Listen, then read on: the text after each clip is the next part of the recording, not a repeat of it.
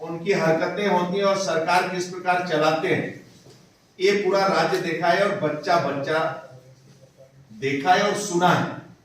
अभी भी मां के अंदर वो दहशत उसके आंखों से नहीं जाती है, न दहशत को समाप्त हो रहा है कि किस प्रकार का गुंडागर्दी होती थी और किस प्रकार का राज्य दुर्गंध था और किस प्रकार का यह राज्य बिल्कुल भ्रष्टाचार में लीन था। ज्यादा कुछ कहने की जरूरत नहीं, इनके पापों का बखान यहाँ करने की जरूरत नहीं। अखिलेश जी को इस समय सपने पता नहीं क्यों आ रहे हैं, बार बार सपने आ जाते हैं। सपना देखना भी कोई बुरी बात नहीं है, लेकिन दिवा स्वप्न होते हैं जो सच होने वाले नहीं है। समाजवादी पार्टी जब सत्ता में होती है तो उनकी सरकार की हर योजना वंशवाद के लिए होता है, एक परिवार के लिए होता है और एक कुनबे के लिए होता है। नौकरी हो, विज्ञापन युवाओं के रोजगार के देने की, लेकिन वह घर परिवार के जेब में सब योजनाएं चली जाती है और यहाँ होटल बुक हो जाते हैं। होटल में एक परिवार के लोग आकर डेरा डालते हैं और वसूली शुरू हो जाती है।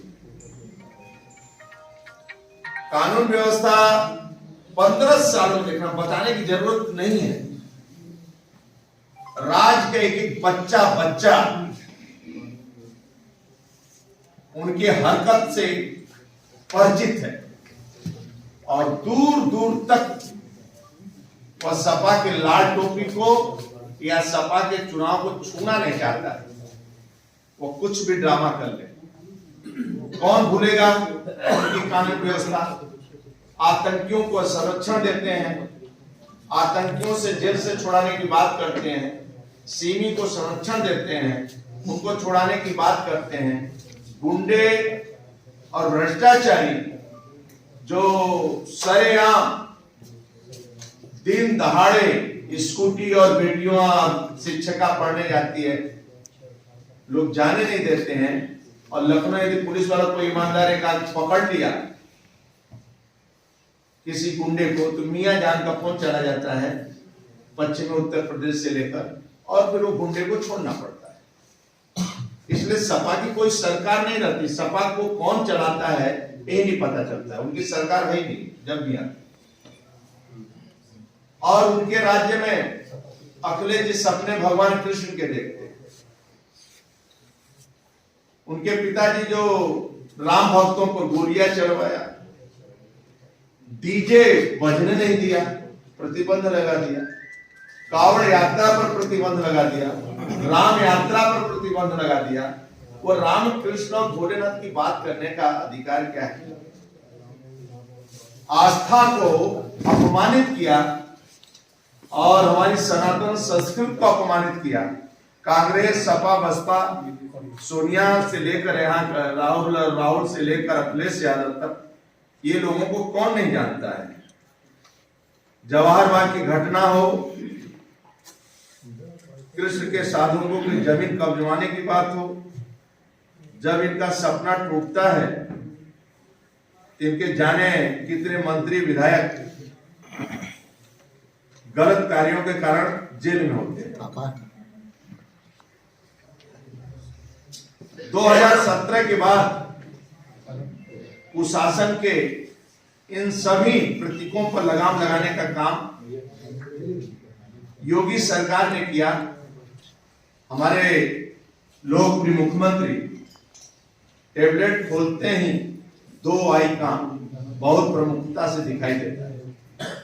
एक में प्रदेश की जनता के लिए किए गए काम, सुशासन की बागडोर, सुदृढ़ व्यवस्था से जुड़े काम की पूरी प्लानिंग, यानी मुसार, थारू, बंटानिया जैसे लोगों को सम्मान नहीं मिलता था, आज उनको पक्का मकान मिल रहा है और कानून का राज है।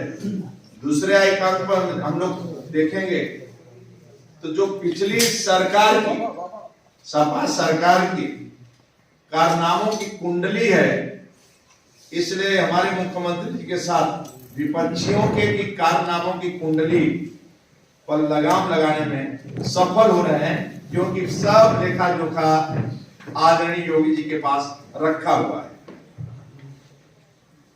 इसलिए आपसे बस यही निवेदन करूंगा आपके माध्यम से, जनता जनार्दन का मैं हाथ जोड़कर प्रार्थना भी करता हूं, लोगों से निवेदन भी करता हूं, और जनता जनार्दन का आशीर्वाद भारतीय जनता पार्टी के पास है। जब भी हम सत्ता में आते हैं तो मेरा सत्ता सेवा का माध्यम है, और सरकार संगठन मिलकर गरीबों की सेवा करते हैं। और मेरा हम लोगों का इतिहास है, गौरवशाली इतिहास है। डॉक्टर श्यामा प्रसाद मुखर्जी, पंडित दीनदयाल उपाध्याय, देश के गौरव अटल बिहारी वाजपेयी, आदरणीय नरेंद्र मोदी जी आज नेतृत्व कर रहे हैं। किसी का भी लखनऊ में या दिल्ली में किसी का मकान नहीं है, अपना कुछ भी नहीं है, जनता जनार्दन का सेवा करना ही यही लक्ष्य हम सबका है। और पंक्ति के अंतिम व्यक्ति को मान मिले, सम्मान मिले, भरपेट भोजन मिले, रहने को छत मिले, स्वास्थ्य चिकित्सा फ्री हो, ये सब भी हम लोग कर रहे हैं, आगे और करेंगे। बहुत बहुत धन्यवाद।